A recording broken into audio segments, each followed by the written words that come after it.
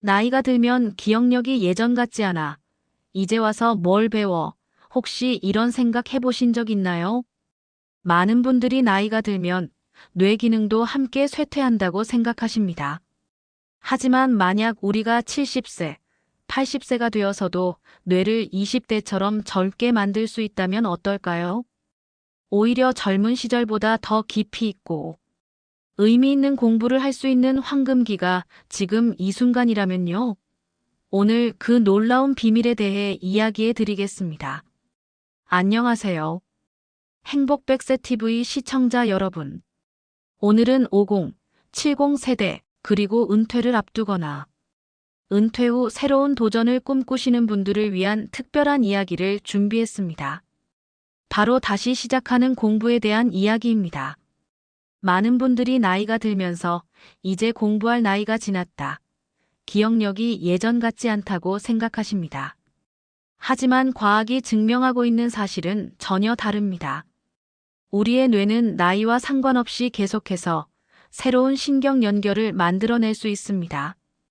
이를 신경가소성이라고 하는데 70세, 80세에도 새로운 것을 배우고 익힐 수 있다는 뜻입니다. 마치 굳은 땅에 새롭게 길을 내는 것처럼 우리의 뇌도 언제든 새로운 길을 만들 수 있습니다. 실제로 하버드 의대의 연구에 따르면 평생 학습을 지속하는 사람들의 뇌는 그렇지 않은 사람들보다 무려 20%나 더 활성화되어 있고 치매 발병률도 현저히 낮다는 결과가 나왔습니다. 학습이 단순히 지식 습득이 아니라 뇌 건강의 핵심이라는 것이죠. 공부는 이제 선택이 아니라 우리 모두의 뇌를 위한 필수적인 운동입니다. 영상을 계속해서 시청하시기 전에 잠시 구독과 좋아요를 눌러주시면 더 좋은 영상을 만드는데 큰 힘이 됩니다. 그렇다면 50, 70 세대가 효과적으로 학습할 수 있는 방법은 무엇일까요? 젊을 때의 주입식 교육과는 다른 우리 세대에 맞는 학습 전략이 필요합니다. 첫 번째는 관심 기반 학습입니다. 젊을 때와 달리 이제는 시험이나 승진을 위해 억지로 공부할 필요가 없습니다. 내가 정말 궁금하고 흥미로운 분야부터 시작하세요. 요리, 원예, 사진, 역사, 언어 등 무엇이든 좋습니다. 관심이 있는 분야일 때 뇌의 도파민 분비가 활발해져서 학습 효과가 극대화됩니다. 재미있게 몰입할 수 있는 분야를 찾는 것이 가장 중요합니다. 두 번째는 작은 목표 설정입니다. 한 번에 너무 큰 목표를 세우면 부담스럽고 포기하기 쉽습니다. 예를 들어 영어를 배우고 싶다면 유창하게 대화하기보다는 매일 영어 단어 5개 외우기부터 시작하세요. 작은 성취감이 쌓이면서 자신감과 학습 의욕이 높아집니다. 성취감은 뇌에 보상 신호를 보내 꾸준히 학습할 수 있는 동기를 부여합니다. 세 번째는 멀티모달 학습법입니다. 젊을 때처럼 책만 읽거나 강의만 듣는 것보다는 여러 감각을 활용하세요. 보고, 듣고, 쓰고, 말하는 것을 동시에 하면 기억 효과가 4배 이상 증가합니다. 온라인 강의를 들으면서 노트를 정리하고 배운 내용을 가족이나 친구에게 설명해 보세요. 손으로 쓰는 노트 정리와 말하기는 뇌에 강력한 자극을 줍니다. 네 번째는 사회적 학습입니다. 혼자 공부하는 것보다 같은 관심사를 가진 사람들과 함께 학습하는 것이 훨씬 효과적입니다. 온라인 스터디 그룹에 참여하거나 평생교육원의 수업을 듣거나 동호회 활동을 통해 배움을 공유하세요. 다른 사람들과의 상호작용은 뇌를 더욱 활성화시키고 학습에 대한 흥미를 지속하게 만듭니다. 이제 실제 성공 사례들을 살펴보겠습니다. 먼저 김영호 씨, 65세입니다. 30년간 회사원으로 일하다가 은퇴 후 갑자기 허전함을 느꼈습니다. 그때 우연히 접한 것이 컴퓨터 프로그래밍이었습니다. 처음에는 어려웠지만 매일 1시간씩 온라인 강의를 들으며 차근차근 배워나갔습니다.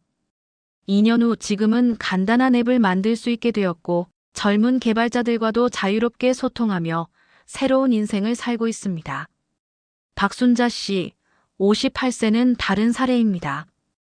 자녀들이 모두 독립한 후 영어 공부를 시작했습니다. 젊을 때부터 영어에 대한 콤플렉스가 있었는데 이제는 그것을 극복하고 싶었습니다.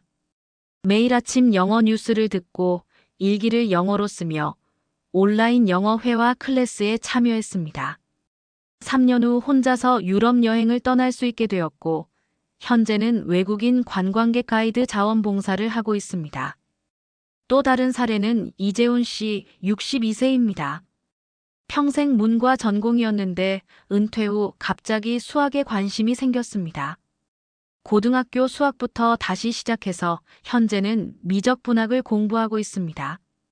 수학을 통해 논리적 사고가 향상되었고 일상생활에서도 문제 해결 능력이 크게 늘었다고 합니다. 이런 성공 사례들의 공통점은 무엇일까요?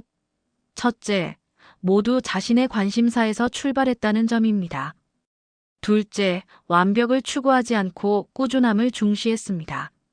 셋째, 실패를 두려워하지 않았습니다. 나이가 들어서 실수하는 것을 부끄러워할 필요가 없습니다. 오히려 새로운 도전 자체가 뇌에게는 최고의 자극이 됩니다. 그렇다면 구체적으로 어떤 분야의 학습이 뇌 건강에 특히 좋을까요?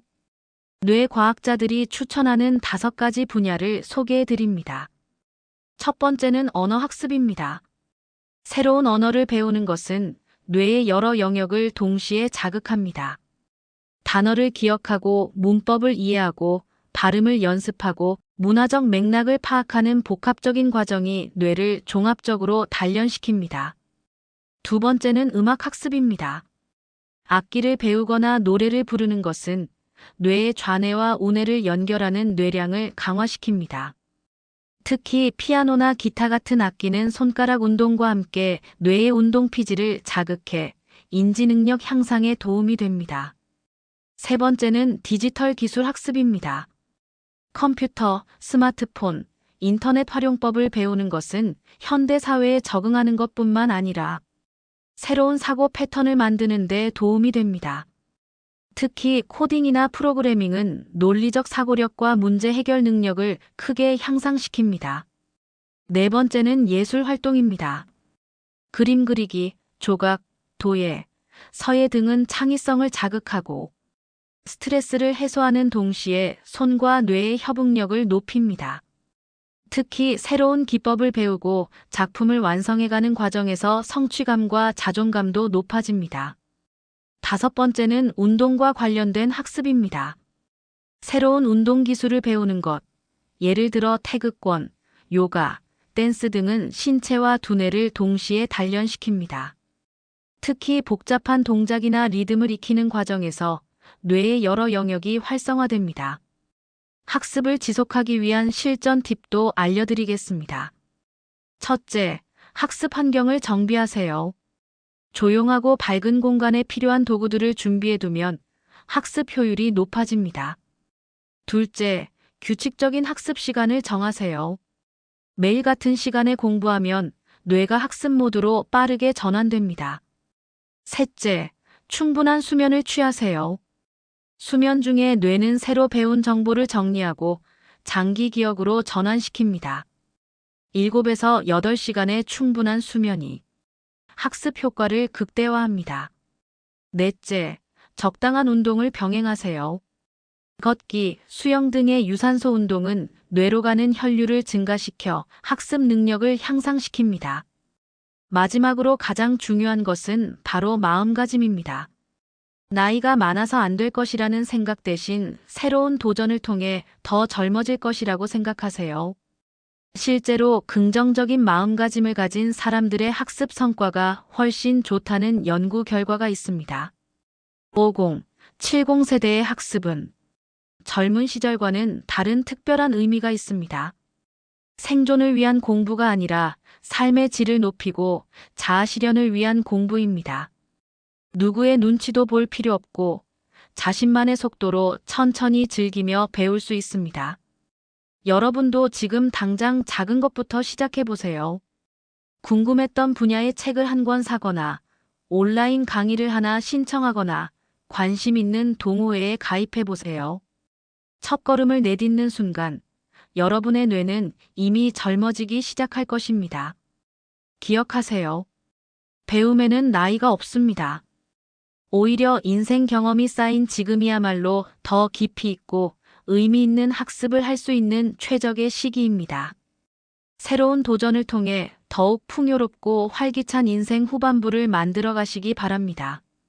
다음 영상에서 다시 만나 뵙겠습니다. 감사합니다.